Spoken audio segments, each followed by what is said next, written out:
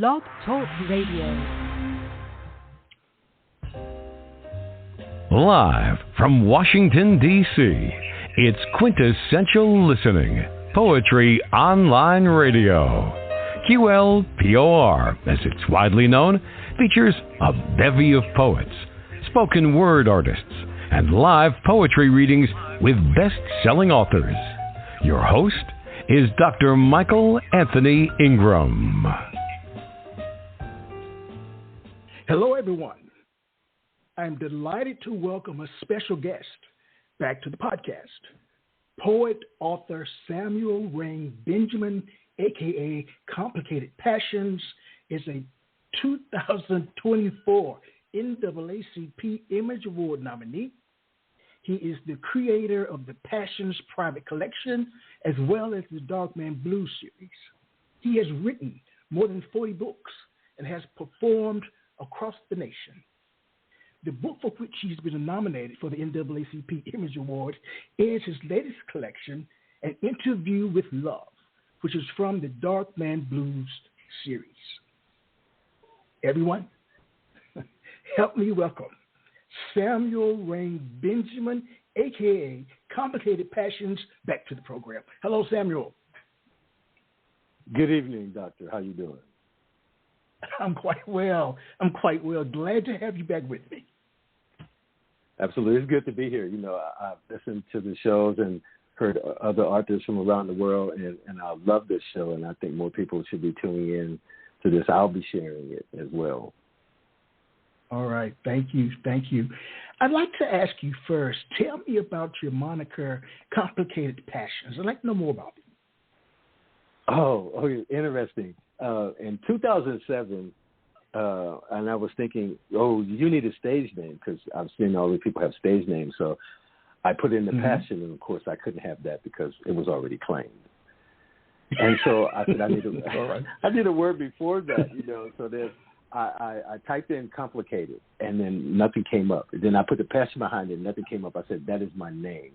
So I started hashtagging it. Everything that I would post on Facebook, it was got a hashtag as Complicated Passions, and it stuck. And then I wasn't using it, and every time I would write a poem, I would put Complicated Passions at the bottom of the page. But I didn't share the stage name until 2010, and then they said, "Is that your new name?" I'm like, "Yeah," and then again it stuck again, and here I am. I've been Complicated Passions ever since. All right, very nice. Your new collection, award nominated. Wow, that's fantastic, my friend. Interview with Love. What was the inspiration for this particular book? I have written. Actually, I penned this work in 2016. That year, I think I wrote about 6 books that year, and four of them were Darkman Blues books. So the first 2 books were, the first book was called If It Were Me. And then I gave it to the editor, and I told him, do whatever you want with this book. And he did, and he made it different than the If It Were Me, and it became The Other Side. And then I released John Bow in 2021, and then I said, it's time for An Interview with Love. And there it was. It was sitting there, and I looked at it, and I'm like, I wanted to make it better. And so I had written a project called Finding Me. And then I combined the two together, and then it became Finding Me, An Interview with Love. And that just sounded so good. You know, I'm like, this is definitely going to work. And so it had new memories in it, because I believe all my poems will become memories for someone. All right. And that's why I wrote that. Refresh us all in terms of the Darkman Blues series. What is it about? Well, Darkman Blues is about the past, the present, and the future. So if you're fortunate to have copies of If It Were Me, The Other Side, and John Bow, then you would see me speak on the past, talk about the present, and then hope for a better future. So you would read that in the poems that you read from those books. And that's what that's all about, to let everyone know that I'm not Darkman Blues. We are Darkman Blues. And that's the whole concept of the book, or that particular theme, Darkman Blues. So refresh me again. If we're Dark Man Blues, what does that mean? It means that we are one, basically. Okay. No matter what shade you are, it's like there's certain words that I don't use and to describe myself. And even when I'm filling out things, like they say you have to fill out, and it says African American, I'm not that. Negro, I'm not that. But my birth certificate says that. I just look at my birth certificate and it says I was born in 1957, and so we've had so many names over the past, and none of them are a reflection of who we are. So I chose to say Dark Man Blues, and even when I was deciding on the title of that or the theme of that, I looked it up, and then of course it was Black Man Blues, and I said I didn't want to be that. Someone already claimed it, and it wasn't going to be me. So I said Dark Man Blues, and it stuck. It has a good ring to it. Yes, it does. Yes, it does. So what you're saying purpose. Is that, yes, it does. So in terms of the word dark, people of color that are of a browner, darker hue, that's what you mean by Dark Man Blues. Am I correct? Exactly. That is correct. All right then, man. I like that. How long did it take you to write Interview with Love? In that 1 year, in 2016, I wrote an Interview with Love, and it was it was about a 100-page book, and so it sat on the shelf for all these years, and then, so I was trying to get books out, and then there was times that I didn't put out a book because the timing just wasn't right, and then we had the pandemic, so that put me a year behind. So, and in the 2019, I had written Finding Me. And that was a book that I wanted to describe. I wanted to find myself, so that's what the title came from. And so when it came time to put out an Interview with Love, I looked at it and I said, okay, I like it, but it needs more, and I needed to add to it. And then that's when I added Finding Me to it, and then it gave it a different feel. I felt better about putting it out. So I didn't use all the poems that I had originally had written for an Interview with Love, so I still have those in my archives and I can use later. But I definitely put the two books together, and then it became a 140-page book instead of a 100-page book. Wow. So what's the story behind the title, Interview with Love? I think of the movie Interview with a Vampire, but tell me about the title. What's the story behind it? I was looking, when I was thinking of these titles, because I always, I will make up a title, and I probably won't write the book for a while, but I have the title there, or I'll write one poem, which I wrote an Interview with Love. I wrote that poem, so it's like you go to an interview when you're wanting to meet someone. They're basically interviewing you for love. So I'm like, that's a great title. I'm gonna write this poem, and I'm gonna have this Interview with Love.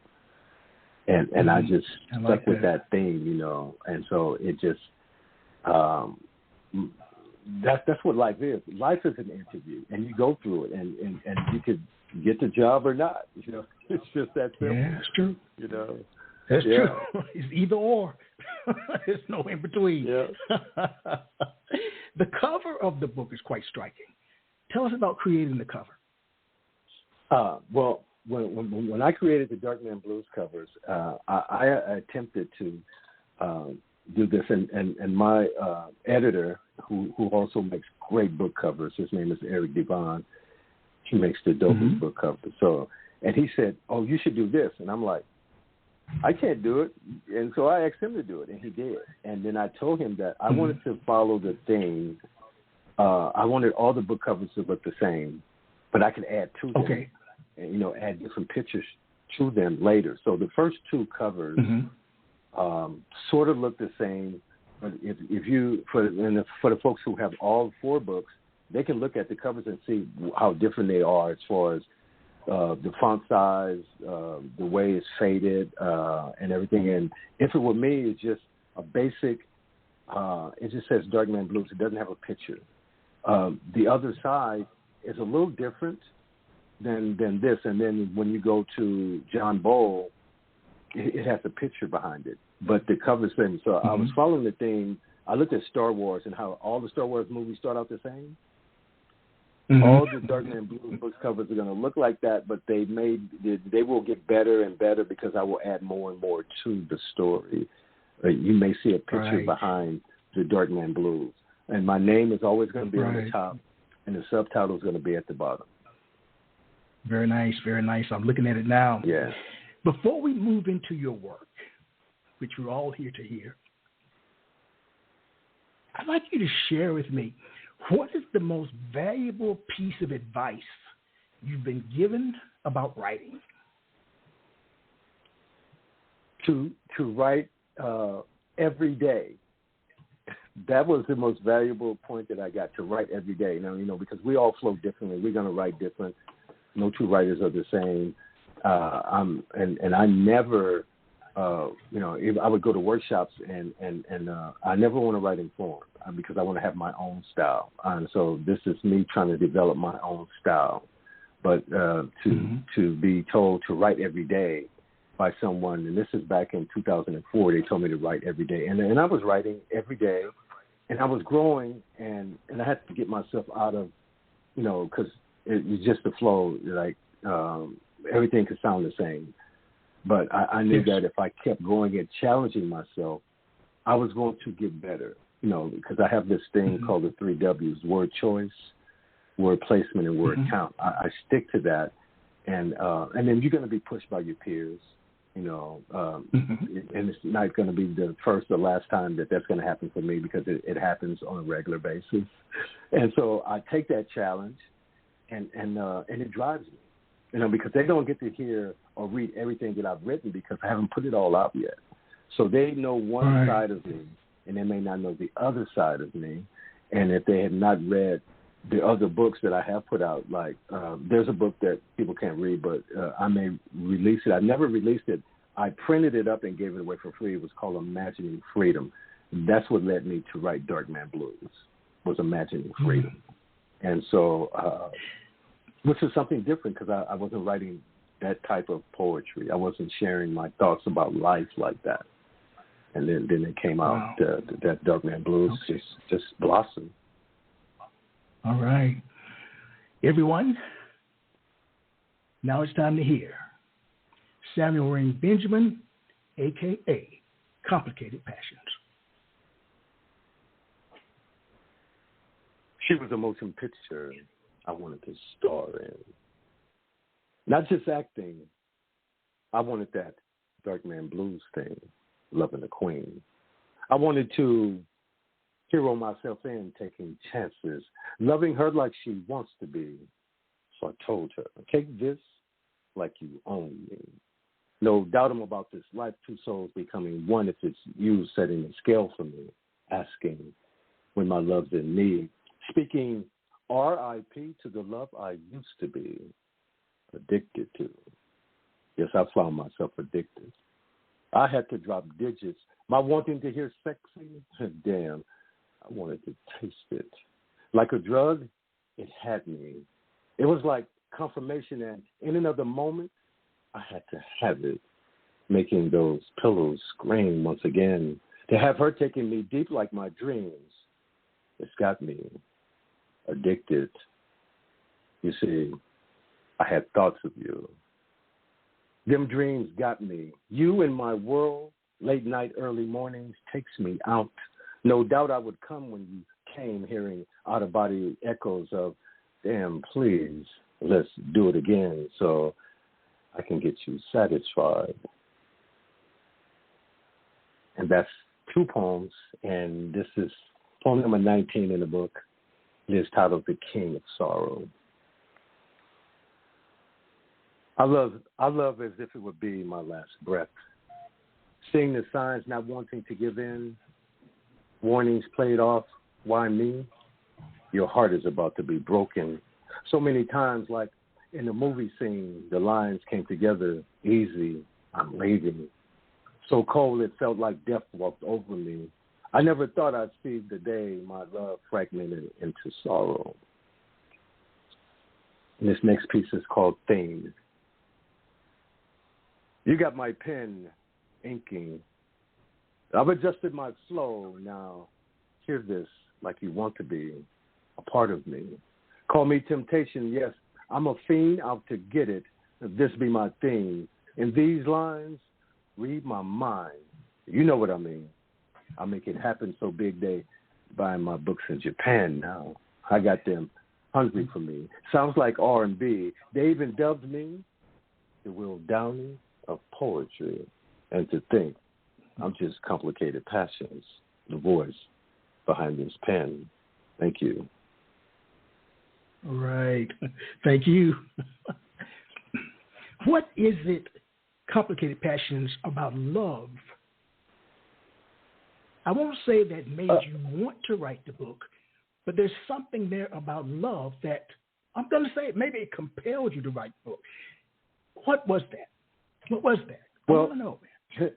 The thing that makes me write about love and the way I do is because I grew up listening to music in the when we can understand, because in the 60s and the 70s and the 80s, and now I hear music and it's not really love. It's whatever they're saying. And I wouldn't say some of the things they say to women, some of these things that they let pass. So it is not how we used to be.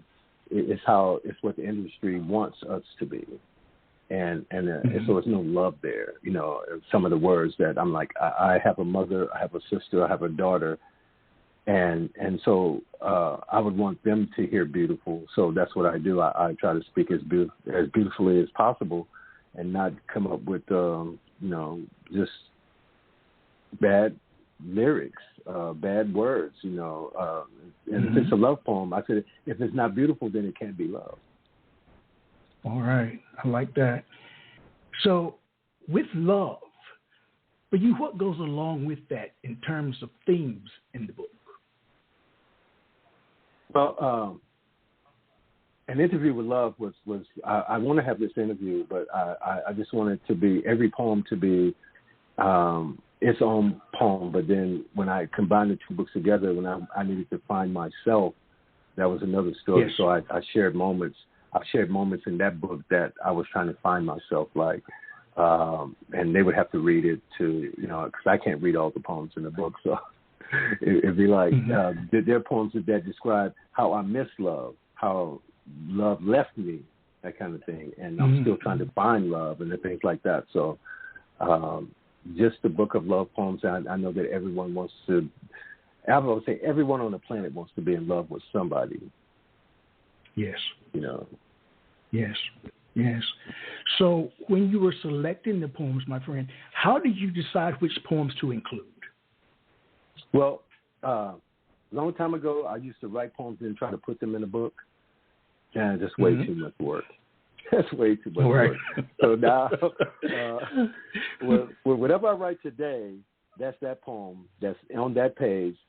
Tomorrow, the next page could be another poem, and that's the next poem. Or if I write 4 or 5 poems in one day, that's the order that I wrote them, that's the order that they are in the book. That's how I felt at that particular moment. And so I don't try to build books anymore. This is how I feel today, and this is what they're going to read next, because that's the way. Now, if I have an editor, then of course they're going to move stuff around, because that's what they do. And when I give a book to an editor, I said, just here's the book, and then they do their thing. They may do content editing. They may question me about certain words that I've used and ask me why, and are you in love with this word? Can you change this word? And you may have to change your whole sentence or anything like that. So you get that. And then when I do, where I tell them, just make sure I spelled every word right. Okay. And that's it. All right. And they don't do any editing like that. Just make sure I spelled every word right. All right. Let me ask this question. So how were the poems organized in the book? I guess I'm thinking of a structure like before love, during love, after love. I mean, were they arranged by theme, style, content? How did you go about that? Well, if you're fortunate to have the other side, then those poems were arranged by the content of the poem. But that was done by the editor. He rearranged that book. Now, if you were to read, if it were me, it's what I felt that day. One day I felt like writing conscious pieces, so I wrote them. And then the next day it was love poems, but I didn't try to put them into chapters or anything like that. It's just that you may read a book and you may read 3 conscious pieces, and then the next 2 poems are about love, because that's how I felt when I wrote it. But when I gave it to the editor, he changed that, and the other side has 3 chapters. It has a dark, a man, and a blues. And he changed that. And he put the poems in the category. The dark became the conscious pieces, and the man became some love poems, and then the blues became more love poems. And that's how that book was put together. All right, very nice. You know, if you were asked, and you are being asked, to describe your poetry in 3 words, what would these words be? Oh, wow. That's a good question. I don't know if there's 3 words to describe it, you know, and I'm not going to say what other people describe that would be. I'm not ready for that. Well, one you're yet. the first one I've ever asked that question, so you can say. Oh, snap. Okay. So okay, any 3 words you choose will be. Oh, my goodness. You be the pace setter. Oh, wow. There's a lot of words. Wow. You know, because throughout the writing, you know, it's like postcard, greeting cards. I don't know. It's just out there, you know, because everyone's going to read you differently. So I wouldn't put a description of what my poetry is. I just try to say I want to keep it beautiful, because people are going to read you differently. Everybody's not going to like what I write. It may not give them enough content, or I've just given a little bit, but my goal is for the reader to use their imagination. I could tell you so much. And then the thing that when I wrote that book, The Things That Lovers Do, and someone said, what do lovers do? I said, lovers never tell. So I can't tell you everything, and you being an adult, you can figure it out, because life is the game that we play, and then so you play this game, and so you know what you like, and you know you may hear something. I may say something like, I'm very descriptive with words. If I want to use metaphors or something like that, if I say every hill and valley peaks too, well, what did I just describe? And so people will ask me, I said 2 legs, 2 thighs, and 2 breasts. That's what I just described when I said hills, valleys, and peaks too. But I didn't say that in my poem, you know. So you try to be sensual and not erotic. I want the grandmothers. I mean, grandmothers are reading my books, you know, and they can remember. Yes. You don't have to tell them everything, because they know they're a generation, and then they birthed 3 other generations behind them, so they know what making love is. So I don't have to tell them that, you know. And if I do, it would be a whisper. So, you know. All right, please share more of your work. Okay, so, you know, I like the new stuff. And so I wrote this particular piece because I requested something, and they gave me an excuse for not giving it to me. So I wrote this poem, and it's in a Dark Man Blues book that's coming out. It's called Slave Day. Don't know much about it, just what they made me. Even my own kind thinks less of me, those who sold my soul. Ancestors from yesterday shamed into his story. 28 days, and then they misplaced me. No, they Juneteenth me. Back to the chronicle I'm living. A story full of lies. Read, misanalyzed, now plagiarized because the dead can't speak, in a book written about me. I'm not saying it's not good. It could be a hell of a lot better. Don't misunderstand. Even the ones who make millions make billions for the master. Something just not right. They can still take my life reading the things I write. I just may hide them, hearing how content you have become under the gun, the one that's been placed there. You wonder what could that be? They freed me, then they King James me in the book they rewrote to enslave me. In this land of lost minds, eyes open and still, we can't see. The past is now our future, written a different way. A rhythm we dance to in foreign lands. Take these hands, the unwritten truths, titled The Lost Man. And that's that poem.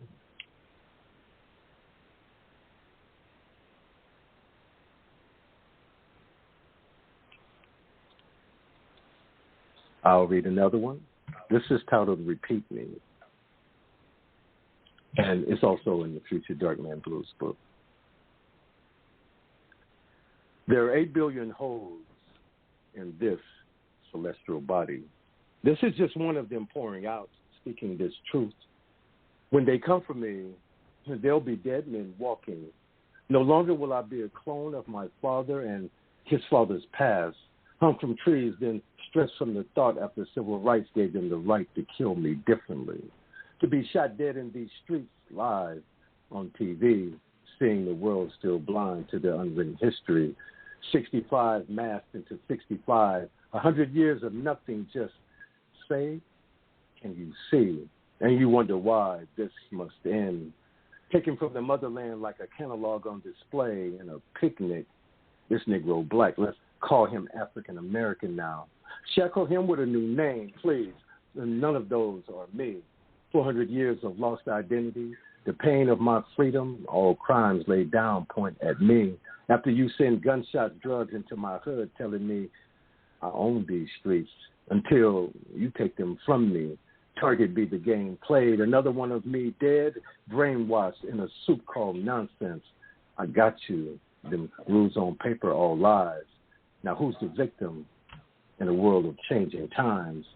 These are the stories that need to be told. No more illusions of the black one from the other side of the sun. So you can't outrun the gun unless you bolt like you saying, track star. Run, nigga, run. Hands up, shot dead. On the ground, back of the head. Lively yourself. They've been trying to break you. It's no mystery of the pain of my sorrow. It's time to give some. Stop. Listen. Hear these thoughts, the silent voices on the wind, echoes their shame. You wonder why I got guns? Call it white surprise. Some get some. Dark Man Blues.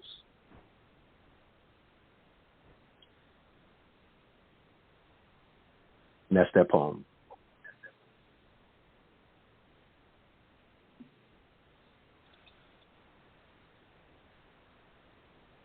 Dr. Ingram. Yes. Okay. That was that poem. All right.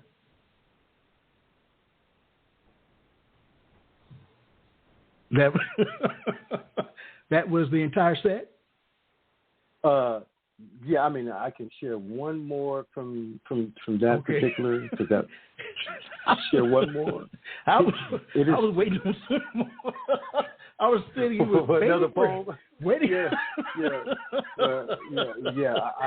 I'm actually, wanting to be where I'm going to be reading because the memory is getting there. There's that time of life that I probably won't remember all these words, but this next poem was written and inspired by Kim B. Miller.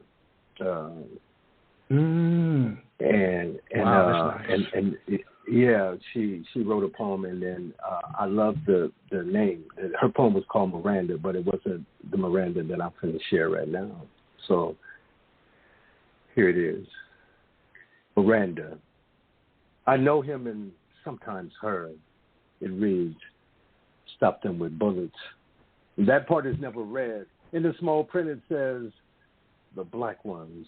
It seems I must maintain my strength when you are the fear the truth tells me. My death is not the answer to your freedom. I got questions. Why have you canceled my rights to life? Has America gotten better wanting to be white? It's just my thoughts. I can't be free when you're the only ones living it, shedding skin just to become the same you. From this lineup, let's name names while we play wait and see. Check the headlines. You'll find another one of me. Multiple times like target practice. Supreme Court that. From these black robes giving them more rights to take your life. Can you imagine not being free? Ladies, take a look back. The truth in plain sight. They say, your body belongs to me. See, the past comes alive. It only took 102 years for them to enslave you again. I see this movie playing itself out. Is this what the people are really saying? After all, no one believed 45 when he said Roe would be taken out. Dark Man Blues. Thank you. Oh, that's an incredible piece. And I think I'd like you to share it again, please. Share it again for me. Okay. Miranda. I know him and sometimes her. It reads, stop them with bullets. That part is never read. In the small print it says, the black ones. It seems I must maintain my strength when you are the fear the truth tells me. My death is not the answer to your freedom. I got questions. Why have you canceled my rights to life? Has America gotten better wanting to be white? Just my thoughts. I can't be free when you're the only ones living it, shedding skin just to become the same you. From this lineup, let's name names while we play wait and see. Check the headlines. You'll find another one of me multiple times like target practice, Supreme Court bat, these black robes giving them more rights to take your life. Can you imagine not being free, ladies?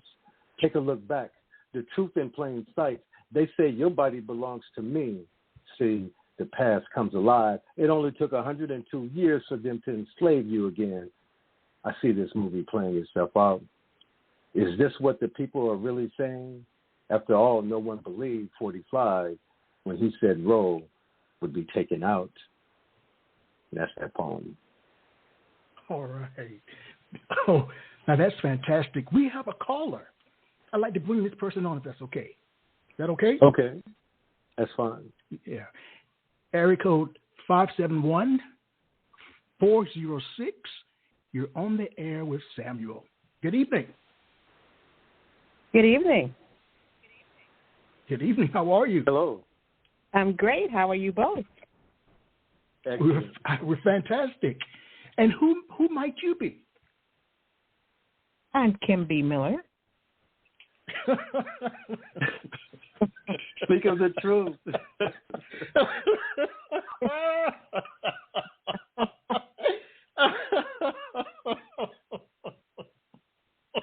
You got me. I didn't even recognize the voice, you know, and she has a recognizable voice, and I didn't recognize it.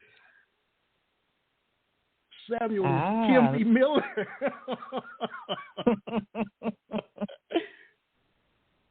Samuel, I was listening online, and I heard my name. I was like, wow. Oh, yeah. Then I got a DM from Mike, and I'm like, absolutely, Michael, absolutely. That's why I asked you to say it twice, Sam, so to give Kim time to sign. Not that anybody hears it twice. Now, hey, I'm just saying. Yeah. So what was the poem that Kim had wrote that inspired you to write that particular one?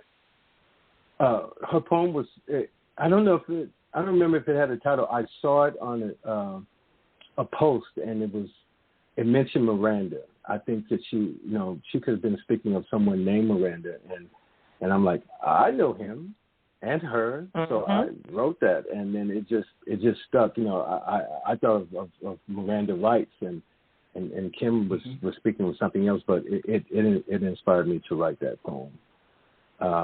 You know, and just of course reading her book, I've read her book, and I recite her poetry too on live shows. So. She truly is a poetic superstar. She's going straight to the top. Kim, if you were to ask Samuel a question, what would you ask him? What would you ask Samuel? Oh, good one. Okay, let's see. If you could perform on any stage in any state, what would it be? That's my first question. And my second question is, have you ever regretted doing a poem? Nice. I like that. Oh, okay. So the second question, I don't believe I ever regretted doing a poem because I'm going to speak my truth, and everybody's not going to like it, but I think that those are moments, and I'm going to be sharing more that I haven't never shared before, because I have great people around me who inspire me to share differently. So no, I don't think there's a moment. Now I did have someone question me about something that I said, and they said that they could take it from a comedian, but they couldn't take it from a poet. I'm like, really? I was like, so wow. I don't regret doing the poem, but and then if there's any stage that I could perform on, wow, that would be any stage in Las Vegas that would give me a year contract. That's the stage I want to be on. Literally, that stage every night, performing Complicated Passions. That would be cool. Yeah. I don't think that there's a bigger stage than performing. I mean, there are other places that, think, but I think bigger. I performed on big stages, but none quite as big as being on, like, if I was a feature artist every week for a year in Vegas. Wow.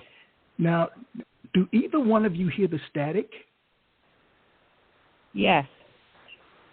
Yes. So, Samuel, what I'd like you to do is to sign off and return to the show, all right? Because there's a lot of static. Okay. So we missed most of what you said, my friend. All right. And I'll talk to Kim B. Miller. Okay. Kim, congratulations on all your phenomenal work. I mean, you are blowing up. What do you think? What was the? I don't say the event, but what was the? When did things start to really, just go out there in terms of people calling and wanting to hear you, that kind of thing? When I let go and let God do what God was doing and got out of the way, I feel like things started to take off then. Oh, wow. Wow.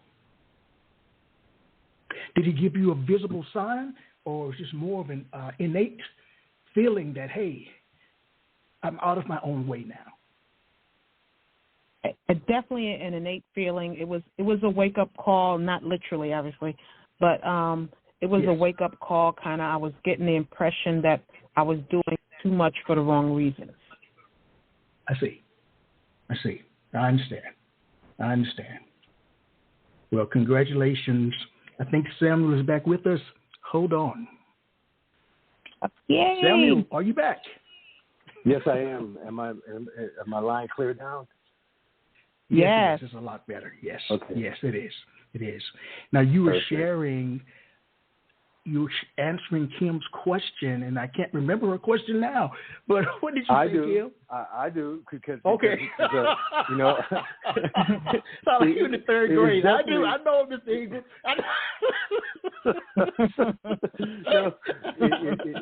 It's sharing the stage, with any stage, the biggest stage that I could share on. This is the way I approach every open mic. Every stage is my biggest stage. So when I'm performing, I'm giving that audience the best that I have.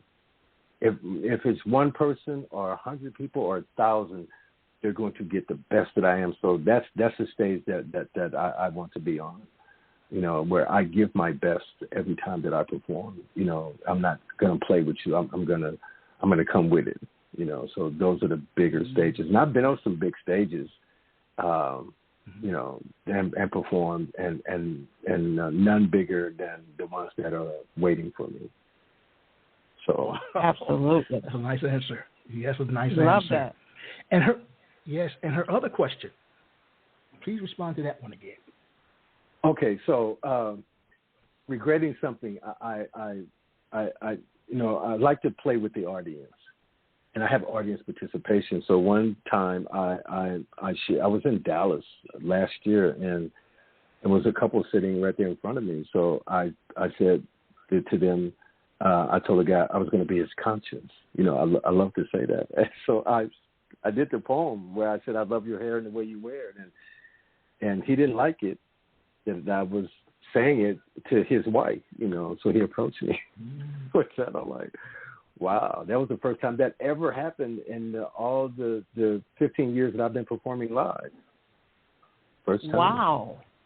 You know, He and took so it and then personal. He took it personal, and I'm like, it's just a poem, Right? You know, because I can remember performing in New York, and one of my friends that came to the show, and I'm in New York, and she had cut her hair, and so I spit that same poem, and because I knew her and she knew the poem, she was receptive to the moments of that episode, and it just blew the audience away because I told her that I loved her hair, even if it was short, I still run my fingers through it, and I did that, and the audience went crazy. I'm like, that was big, you know.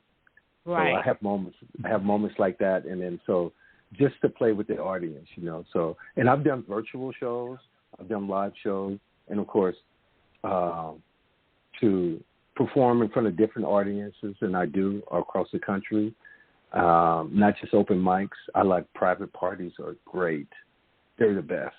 Mm-hmm. And then when you do private parties, because they're there to be entertained, and you go to an open mic and you're just part of that, and then you're performing to a bunch of poets. And I love the audience to where I remember performing at the LA Book Fair. And that was dope because it was a big venue. The sound was great. I sounded like $1 million, you know. But every person that was in there, it was only 3 poets performing. I was one of them, and the audience was full, and it was just people in there to hear poetry. That's the audience that I love. Wow. All right, very where nice. You're performing for an audience and not my peers. But I love my peers too. Mm-hmm. Because they inspire me. All right. Well, Kim B. Miller, thank you for calling in. Oh, absolutely. Before always she goes, good talking to both of you. Yes. Before she goes, you know, Kim is now part of the Graybeard experience. So it's just to let people know that's what's happening. When you see the Graybeards, and all of a sudden you'll see Kim B. Miller, and it's like, she doesn't have a gray beard, no, but she's a silver fox. I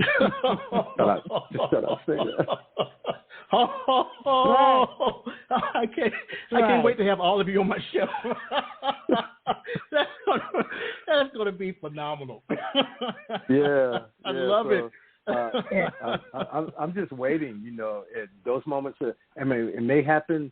We pop up in the DMV in November. You may see us all out together, you know, one night. So it could happen. Because the question that I'm going to ask you is, what makes a poem a man's, and what makes a poem a woman's? Kim, you gonna go first? No, not tonight. If you want to, you can.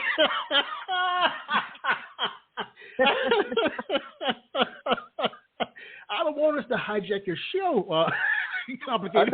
No. But see, because one thing is that I don't see that. Someone asked me, I was asked a question about performing with 2 features, and it's bigger than me. It's not about me. Mm-hmm. I love sharing, you know, because it only helps you become better, you know, when you share. You know, so that experience I don't mind co-featuring. That's dope. I've done that forever. I guess I asked that question because we're talking about love.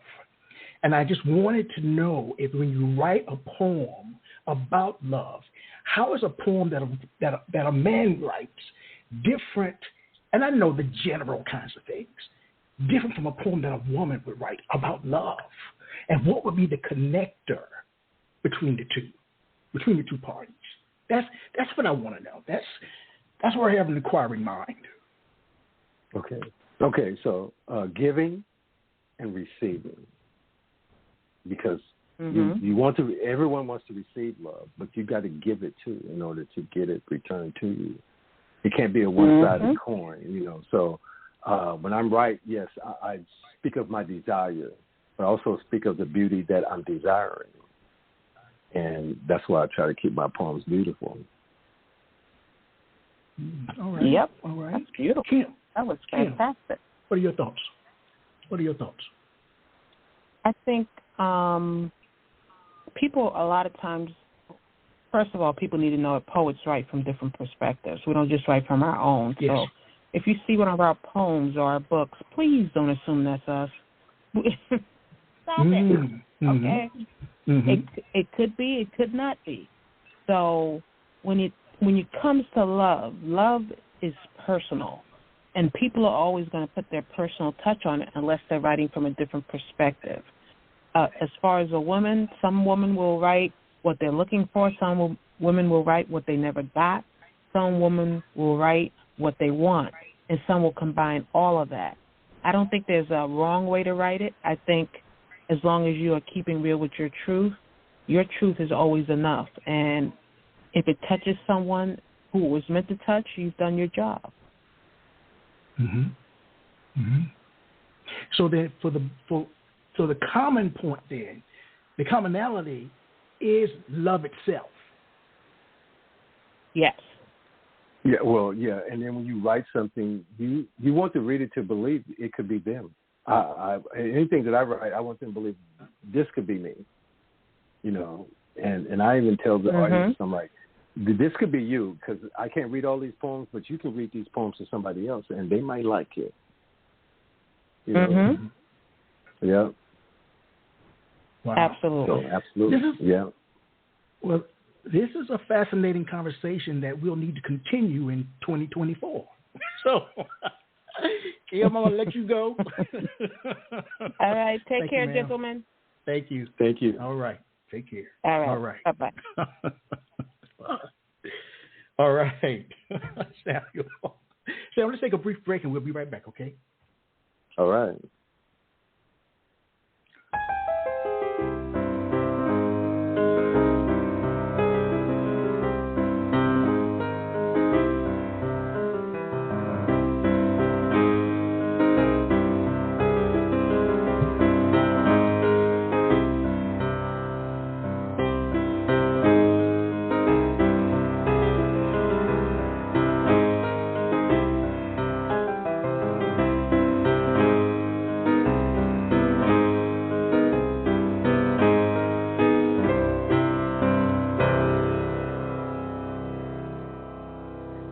All right, we are back. I am Michael Anthony Ingram. I'm here with Samuel Ray Benjamin, a.k.a. Complicated Passions. Complicated, please share more of your work. All right, thank you. Let's pan down here because I've got some great stuff. This isn't a project that I'm working on, and I'm probably going to learn this as the months go on, but check it out. You may not fall for me, truth be told. If love were to happen, it would be a conversation of when.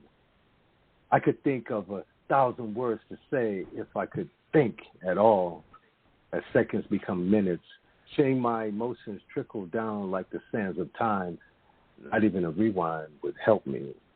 Even if Simon were to say, take 2 steps back, think about it. Love don't play that. If we're talking about love or just falling, I could never say no to a promise or impossibility of if I could catch you. Sometimes words get in the way. The English language is so passe. When love is an emotion of silence and echoes, you know the sounds of passion. So let me extend this invitation to become the whispers of your imagination. Even if you're just muse me with temptation, somehow I will still try to take your breath away, to be deeper into you. Read me like the book you can't put down. There are no warning signs if you're looking for danger. Poem. Prelude to Sunshine. Sunrise caught me smiling. The tempting of my fingertips held her captive. Caressing her silhouettes were the warm hardness of these lips, exactly where she wanted them to be. Kissing a new day, she became the need to. This world was giving. She would be after midnight for me, it was a cheat code knowing her morning needs. I would succumb to her pleasures, playing parts of her just to remind myself of all the places I wanted to be, discovering the scent of her story. The don't stop echoes moved me to hold her a little closer. The warmth of our bodies became a canvas of watercolors, my mind tasting the pleasures of her coming again, reacquiring myself to the emphasis of this creation. The moans of her sexy were now the break-in. At the edge of this mic, she had my attention. This Aries would fold numbers in a zodiac configuration. The kisses up on these lips had me speaking in tongue, never wanting to let go, knowing I needed to breathe again. One more kiss to have her invite me in, and then the prelude could begin. Embracing foreplay in me, she wouldn't be the only one articulating the answer to the question of my sunrise. And that's that poem. Would you like for me to continue? Let me ask you a question. When you write, what are some of the poetic devices that you use, such as metaphor, repetition, imagery, rhymes? What do you use mostly? Well, I try not to rhyme. I will use metaphors. I like when words meet. I call it meeting, the meeting of words, when you can do 4 lines and then it meets, but it doesn't rhyme really, but the words meet. And then it have a certain flow. I like to have runs that have flows in them. And so that's my whole thing. And then my goal is, I say my first 4 lines have to pull you into reading the rest of the poem. And if I can do that, and then I can accomplish that. If I can get you to read beyond the first 4 lines, because some people will read, and then they will just read a little bit, and then they won't read the rest of it because maybe it doesn't move them. You know, and like I said, that everybody, and I was told a long time ago, everyone's not going to like what you write, but there's going to be people who's going to love what you write because everyone sees it differently. You know, there's I won't say it's a controversy, but there are questions being asked in terms of whether when you share a poem, you should, before you share the poem, you should make a statement that there might be things in this poem that can trigger you. To be aware of that. What do you think about this, Amber? Should you preface your poem with a statement like that?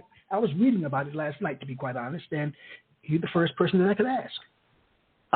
That's good to be the first one. Okay, so yeah, some people will give, they'll say trigger warnings. I'm like, okay, because a lot of people, they're not thick-skinned anymore. You can't say certain things to people anymore. You know, you got to be careful about what you say. You can't talk about this group or that group when they used to just talk about everybody. So, how did that come up? Then we never got that. And so I'm not going to issue a trigger warning. I do have a trigger warning. I take that back. When I'm doing my shows, I tell them, don't go home alone. That's it. That's the only trigger warning I'm going to get. That's it. Because you ain't gonna want to be by yourself. No, but I don't give trigger warnings. I don't think I've written anything to trigger anyone that I would consider they would have to be warned about it. You know, because it's just a life moment, and the people are so thin-skinned now. You can't, like I said, it's hard to. You can't say anything. Within censored. Yeah, I understand. Well, I think that's what this article, that was the focus of this article, that if there's something on TV that you don't like, you turn the station. You turn the station. If someone's sharing a poem that you don't like, you can leave. Or do something else during those 2 minutes or 3 minutes. You know. So, exactly. But again, there's controversy bubbling around that topic. So that's why I asked. Well, so in your work, I'm sorry. Go ahead, please. Well, they're trying to censor you. I believe that they're censoring you as a writer because you can't speak your truth. They say it's freedom of speech. Not really. If you say something people don't like, I listened to the show last week, and when Mr. Speaker was on, and he hit a point that certain groups you can't talk about. Otherwise, if you do, they will blackball you, blacklist you, whatever. So I think it's totally unfair. So just poetry, writing poetry, sharing poetry is more complicated. It is. What might think. No, it is. There's a poem that I wrote, and it's in one of those Dark Man Blues books. And the line in it is so dope. I said, I got my eye open so they don't Wesley snipe me. Because they will come and get you, and they will take you out. Speak out, they will take you out. That's something that I said back in the 80s when I was working in radio. I was asked to do an interview, and I'm like, I'm not ready to speak out like that because they take brothers out for that. You might say the wrong thing. People might get offended, like there's some things you can't really say, No. I'm not on that show. You pass this interview. All right, sir. All right, sir. Please share some more of your work. I'm enjoying it. Okay, so this is great. Thank you for being here. Thank you. I just saw a clip, and then this piece it's unfinished, but then again, it could be finished. And it's called The Pain of the World. And I just wrote this just before I came on the show. And I saw a clip on IG that made me write this. So I said, I am my brother's keeper. My purpose, classified. Top secret shit after attacks claimed me. This is what they made of me. We are the meek. Sand amongst rocks. Big of me to think otherwise. Powerless voices unheard. When thunder roars, bombs have no names. The innocent die. Just in the way of power-hungry fools. Your life is just a body count and headline news. And that's that poem. Would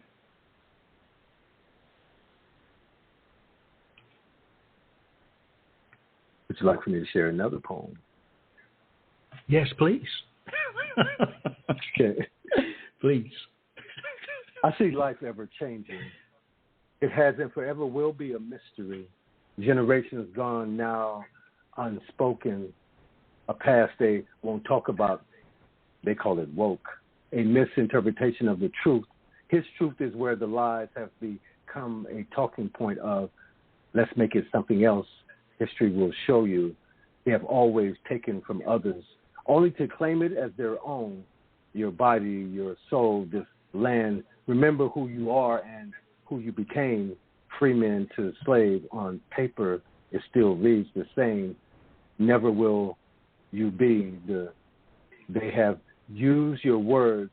His language, even when amended, reads the same. He's like the weather, and that is the weather report. I, melanin. Call me melanin, for I am Earth's tone by design. Nature's way of saying God made me. Like the rays of the sun, I am life-giving. The unspoken truths hidden away, and yet the rain calls my name. Seed of this earth. Even the soil has my image. From where all things grow, we are still given to be the guardians of wisdom, the chronicles of forgotten stories of where life began. Now speak to me. They say, show them who you are. I am a melanated creature by God's design. The mysteries of love. Love is an encounter. Some say it's an imaginary plaything living in the mystery of a fantasy. Your world and me, you think it's easier said than done, locking away my intentions. I may not be Mr. Right. I'm Mr. Right now. You can't stop the rain finding who you are, loving through the warning signs, knowing you make me when you're right and I'm wrong too. being my sweetest pain, satisfying the forever inside of me. When love says, I can't wait, who am I to say no to the mysteries inside of me? Even in a part-time affair, I would let love hurt me. Having you as my destiny, your world and me, are all the things I have ever wanted. You got me. This love poem is necessary. No strings attached. Complicated passions. Wow. Complicated passions. In what ways has your poetry changed since you started writing? And you've been writing a while. I've been writing a while. And I would say that being pushed by my peers, in a positive way, has changed my writing. I remember this is like, I don't know, it was a while ago. I'd say before I started writing the Dark Man Blues series, I was told that I needed to write, other than just writing love poems, that I needed to write something else. I fought it for a long time. I'm not gonna write nothing else, but I did eventually start writing something other than love poems, and then that's how the Dark Man Blues came and just evolved. I mean, there's a lot of things that I could write about, but I chose to in the beginning just to write about love, but I could write about anything. Literally, if you give me something, then I can actually write it. I will make it happen. So, to what extent has being a poet influenced the way that you see the world, and vice versa? I think seeing the world has influenced me to be a poet. Okay. To speak my truth. Okay. And especially creating the Dark Man Blues and telling the stories of my past, writing about the present, and then writing about the future. Is like I wrote something and I said that we were 6 generations from freedom. I know I'm going to release that. That's in one of the Dark Man Blues books. So we are that far away from being free, because we're not free yet. I don't think anyone in the world is actually free. So I'll be sharing some of that real soon. The next Dark Man Blues book comes out in 2026. And that poem is probably in that book. I'm sure it is. Here's a question that I've asked periodically over the years. Do you live your life like it's a poem? I try to. I try. All right. Tell me more, man. Like, Talk to me. No, seriously. I want to hear this one. If I speak it, it's my truth. I'm living it. The way I love, the way I write, my thoughts of other people. I mean, you may hear it in my poetry, just like the poem I just did about the bombs and then blowing up people. That was about a clip I saw about over there in Israel, where they blew up whatever they blew up, and they said the pictures may be disturbing. They were, and it made me write that because bombs have no names. They kill indiscreetly, and so I speak my piece when I see injustice. I speak it out loud, I mean, because I'm going to be bold. My friends don't like to be around me because sometimes I may say something and get us all in trouble. I understand. No, I understand. I'm about to tell it. So no.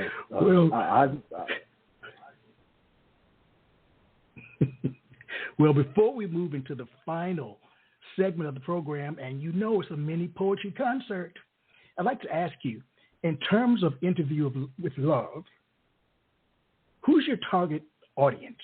Who are you writing for? Well, actually, it used to be I had an age range and everything, and then all of a sudden it impactfully changed from going to 55 to 80, and then from 33 down to 18. So I tried to get them all in there. If they could vote, then they need to be reading this. All right. So from 18 to 85. Okay. Yeah. All right. Basically. Okay. Yeah. Because literally, I mean, I did a show Friday night, and there was a lady in there who was 95 years old, and she recited poetry like it was. I mean, she basically, it was amazing. I'm like, I'm hoping I could do that at 95.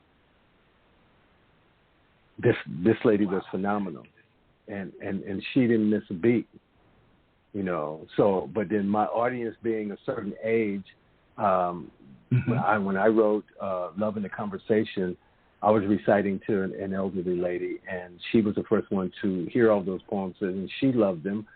So that made me boost my range up, and then I performed at Job Corps, and they started 18 to 24, and they loved it. So then I lowered it down. I said, well, anybody could be reading this.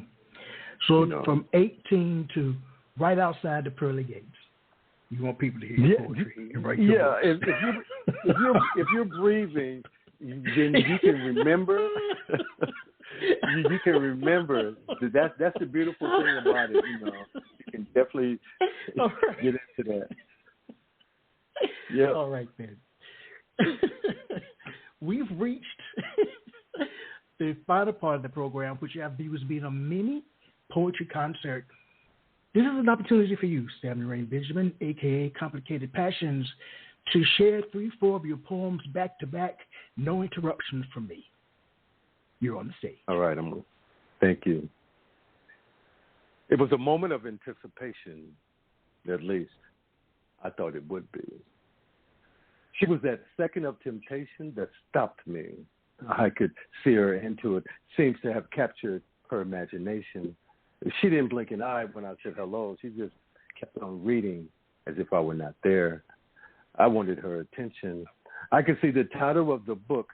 To my surprise, it was my own pen. I knew then that this would be a moment to go all in. So I recited a line. I knew she had already read. If I were making love, you would be the only recipe I need. She stopped. She said, I see you have read this book. I said, no, I am this book. Yes, I am Complicated Passions, the voice behind this pen. You have only loved this deep in your dreams.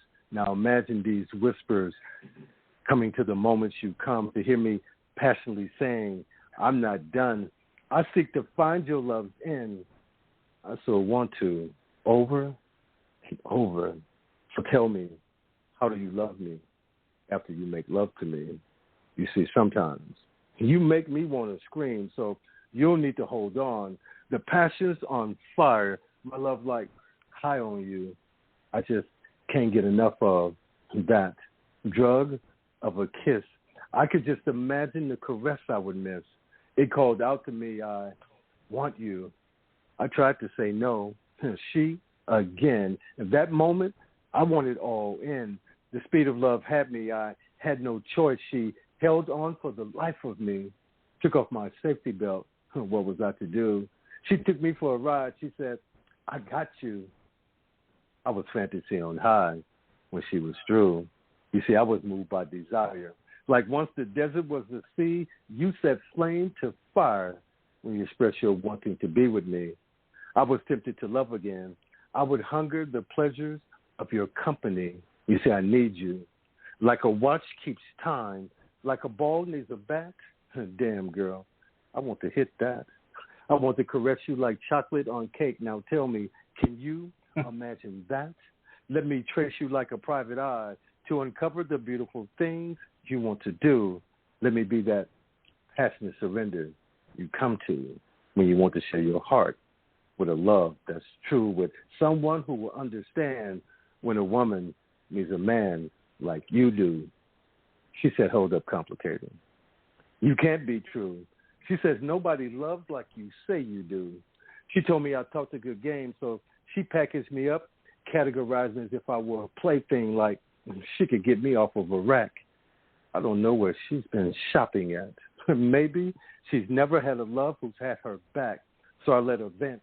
Seems as though she's been spent, cause and effect, a casualty of integrity. So I guess I let her see she's right. That's not another lover like me. Yes, I want to love as if it would be an implication. Like the sunsets and the stars fill the sky. The eroticism from this will be deeper than life. Picture this, our first sensuous caress, when it is you, the moon, and I, held in each breath, the whispers of sweet everything, the affection shared will be kisses to whet your desire, each and every part of you, I will do, and just because I want to. So tell me, how do you love me after you make love to me? You make love to me again. Thank you. I am Complicated Passions, the voice behind this pen. Right. Samuel, Complicated Passions. How do you celebrate, or how did you celebrate when you finished writing the book? Start writing the next book. Don't stop. Keep going. Keep going. No keep stop. Going. There's no stopping. You know, I mean, I actually, and in 2008, I decided to do this, to just write, and that's how I've been able to accomplish writing all of this work. Is that I'm just going to do this. I'm going to make this my life. I'm not going to work for anyone anymore. I'm just going to write books and do poetry. I'm going to show people how to publish.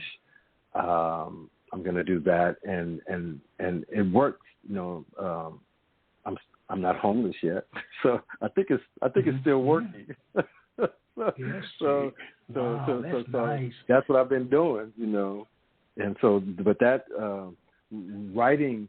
Is just say like that song said, a DJ saved my life last night? Well, writing poetry actually did that for me, you know, basically. Because it's a beautiful thing. I mean, you know, so I was asking I'm just going to say that there's such a... Okay, go ahead. I'm sorry. Go ahead, please. No. Yeah, well, you know, just the whole concept of what are you going to do after you retire? And a lot of people say, well, I'm going to travel. I'm going to do this. Well, me, I retired and I couldn't travel because I had young kids, so I said, well, I'm just going to write, and I'm going to start doing poetry, and I've done that, you know. So and look at now, I've got my first book that's been nominated for an award. It's just the beginning, and to write with other poets. I've got the one request that I've just finished. I had another request to write another book with a dope poet out of Baltimore, and so I'm happy with that.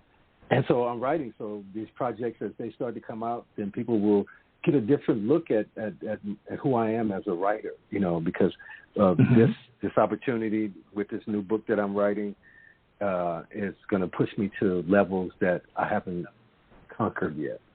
Now I conquer everything that I do. So how has writing and publishing books changed the way you see yourself? Well, I see myself as a good person. You know, I'm a good human being. You know, I don't have that.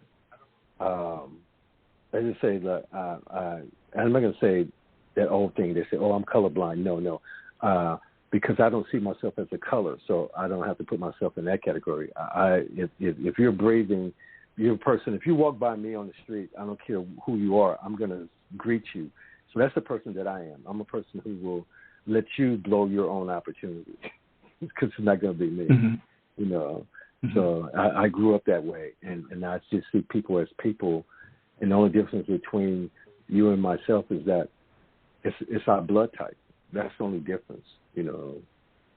You know, so that's the only difference between any man that's on the planet is his blood type. Now his thinking could be something else, you know, because people everyone thinks differently. That's true. Well, that was beautifully stated. So with your NAACP Image Award nomination, what I'd like to know is, what do the words literary success mean to you, and how do you picture it? Okay, so being nominated is a great thing, you know, but it's just another part of me. You know, so and I believe that if you're writing, don't limit yourself, because this could be you and not me. I just happen to get an opportunity to present my work and then it get accepted. Any writer can do that. But as far as being nominated, or even if I win, it's not going to change the person that I am, because I've only gotten there because I put in the work. So I have to be the same person. You know, I'm not going to say, oh, I'm this and I'm that. No, I'm just a poet who writes love poems. You know. All right. All right. How often do you hear from your readers? Oh, well, a lot of them reach out to me when they get books. You know, a lot of them, you know, the ones who, some people request that they want to get a book from me and they want to get it signed if we live in different states. And I do try to accommodate as many people as I can, but I would love for them to purchase the book on Amazon so that they can put in a certified review on that project, because that's what helps build you. You know, they have a lot of places will show you, oh, this is how you become an Amazon bestseller. You know, and so just being at now, this opportunity may or may not present that to me to become an Amazon bestseller, because like I said, everyone's not going to like your work. And I was told that way back like 10 years ago, I think that because then you're going to have people that love your work. So yes, name recognition is important. So to get name recognition, that's ideally what we all seek, because that's going to get you to sell books. Now, I sell books all over the country. I sell books in foreign countries, too, so that's a great thing. And social media has helped me, like Blog Talk initially got me started. I got my first feature from being on Blog Talk and at the New Rican Poets Cafe. So, and so just being there, and I have to thank Mrs. Speaker and Senator Bravo for offering me that opportunity back in 2014. And I've performed. I've been featured in different places, different states, and it's great. And then for me to have the Graybeard experience with Sir Lawrence, James Sears, William Washington, and Darrell Lewis and myself, who are the Graybeards, and then there are future Graybeards that are coming up, you know. Yes. And so it's like the project that I'm working on now, well, that's coming out, is called Love Is, and that's written by myself and Jah Smalls. He's a future Graybeard because he's young, so he can get out there and travel, and I can retire. So, yeah. You know, and he's smooth like that. So that's opportunity, you know. So when those things present themselves, it's like people are looking forward to see the Graybeards. We're on tour in November. So I mean, just name recognition, you know. So I'm a part of that group. And visually complicated passions, you know, people.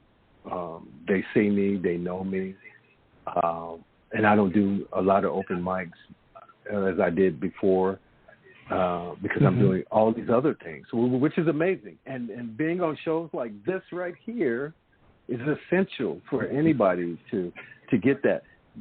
This show is going on my website because I want people to hear it. You know, so, oh, wow. Yeah. Yeah. Well, I think you're absolutely phenomenal. Incredible poet, good man, good human, all those things. And I'm glad that I know. Thank you. Well, thank you very much. Benjamin, a.k.a. Complicated Passions. The book is, what is the book? An Interview, Dark Man Blues, and Interview with Love. That's exactly right. Yeah. As you can tell, I'm so full of emotion, man. Just so excited for you. I commend you for what you bring to the table. Wow. Actually, if you're willing, I think I'd like you, if you're willing, to come back in 2024 and talk about the publishing side of poetry. That the focus of the podcast or that episode is on publishing and ways in which we can help others learn how to do it.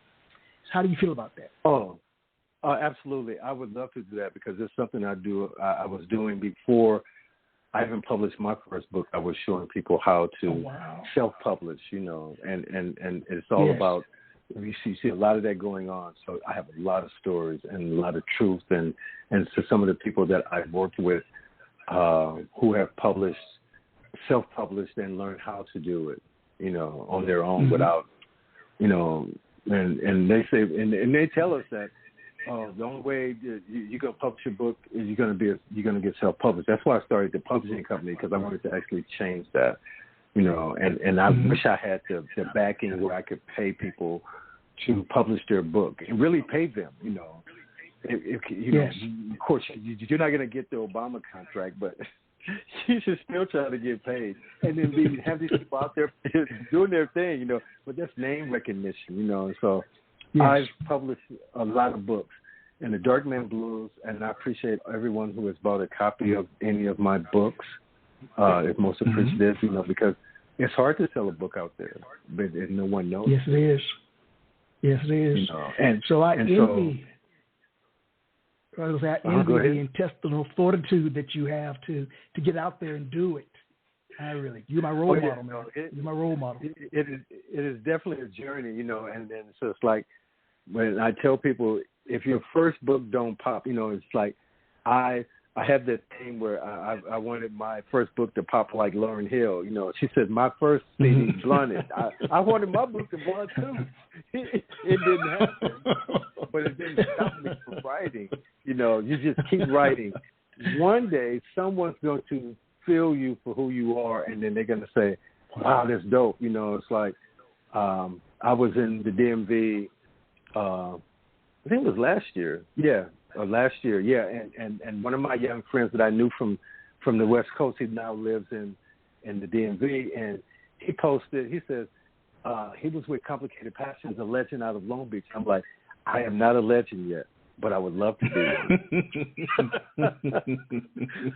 I would love to be a legend. So you never know, it could happen. And so that's why I keep working, and that's why I don't mind working with other poets. I don't mind sharing because it's not about me, So when I get something like that, then of course, and just giving back. What can I give to the public, Well, what we'll do, we'll talk about it off air, of course, and whatever we do, I'll turn the program over to you, and you do it. All right? Absolutely, because I would love to, all the writers out there who say, I don't know how to get published, I will show you how to do it. I will show you how to do it. That's all right. I like hearing that. Well, all right, everyone. We've reached the end of another program, and I want to thank Samuel Rain Benjamin for being himself, for bringing his whole self to the program, and that is so important. I'd like to thank Kim B. Miller for calling in, an incredible poet in her own right. So, as I share with all of you, every time we're together, let poetry ring somewhere throughout the land. Good night, Samuel. Thank you, Doctor. Good night. Yes, good night. Quintessential Listening, Poetry Online Radio, is available on iTunes, Spotify, SoundCloud, and Stitcher. You can also check out the website at QLPOR.com.